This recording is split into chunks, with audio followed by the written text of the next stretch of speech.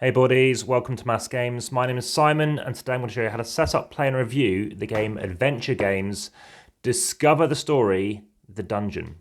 So this is a game in the kind of Cosmos family of escape room in a box kind of games. This is very much like Exit the Game, so by all means check out the videos I've done for that. Check out the playlist as well for escape room style games, escape room in a box. You'll find this in there as well, alongside other playlists such as how to set up, play and review, family weight games, co-op games, amongst various other playlists, as well as a AmassGames playlist. So I'll leave this to one side. So this is a kind of a choose your own adventure game, it's quite similar to the Undo series as well by Pegasus Spieler, so check out all those videos as well. And in this particular game, there's a dungeon. We've been trapped in this dungeon and we're looking to escape and maybe discover various things along the way. Maybe some artifacts, try and maybe get some various, gems, whatever they might be. Things that can give us points and hopefully do a good job. So if you are playing this game, you can play it 1 to 4 players. And if you're playing solo, you're going to pick 2 characters. It doesn't really matter. We happen to play with these guys, doesn't make any difference. I'll put the rest back in the box and let me explain a bit more about what's in here. So you have some cards. You'll see for some reason I've got these to one side. This is a game that you normally might only want to play once, but it might be the case that actually, because of some branching stories and narratives, it might be the case that you won't actually discover every card in the game. And as such, there's a few cards left over, which you can either try and replay the game again, similar to Undo when a bit of time's gone by, or maybe you might wish to just go through and discover those final things yourself. So in this game, I said you're one of 4 characters, obviously different colours. They have a slightly different things to them. I happen to be the knowledgeable person. The other character I was playing with happen to play the strong. The skilled and the attentive happen to go away. And it might be simply the case that they state, who are you? And if you obviously type in a number, it'll let you know what they are. I won't actually spoil it by opening this up and showing you stuff, even though, to be honest, if you don't know what it is, it wouldn't matter.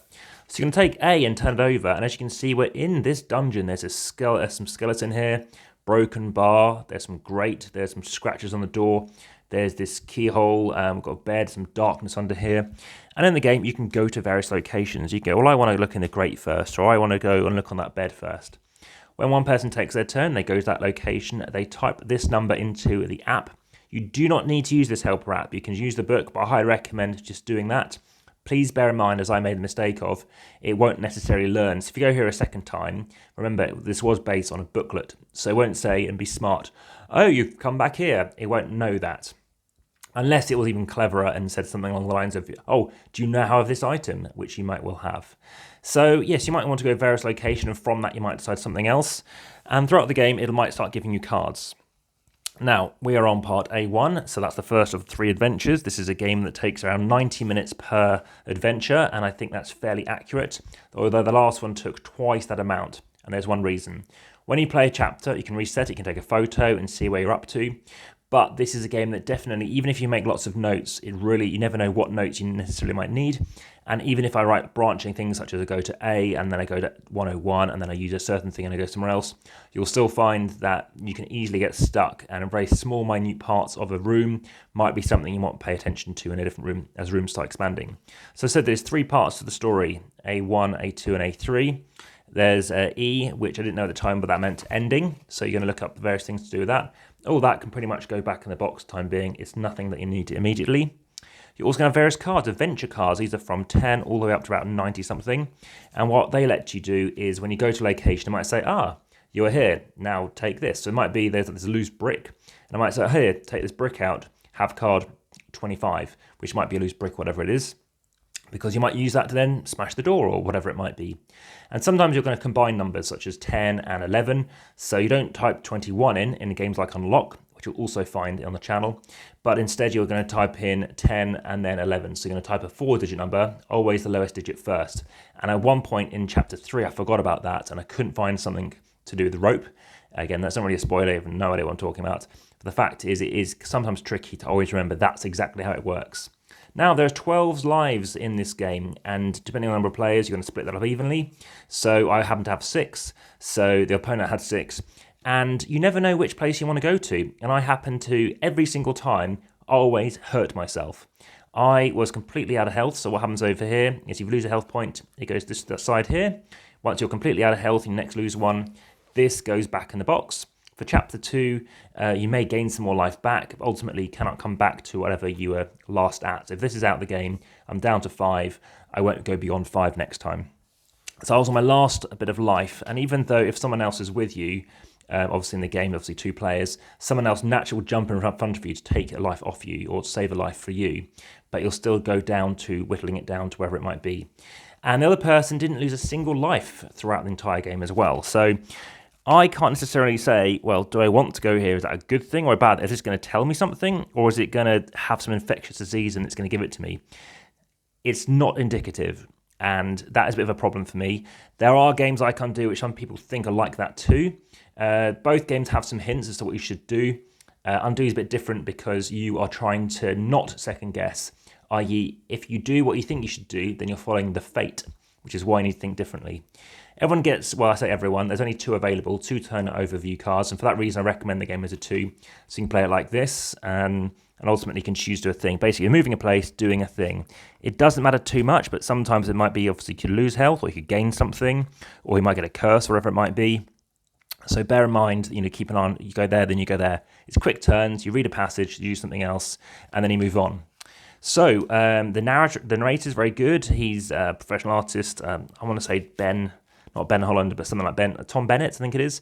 And the only thing that I do criticise it for marginally is he keeps saying Golem, Golem, which is pronounced Golem.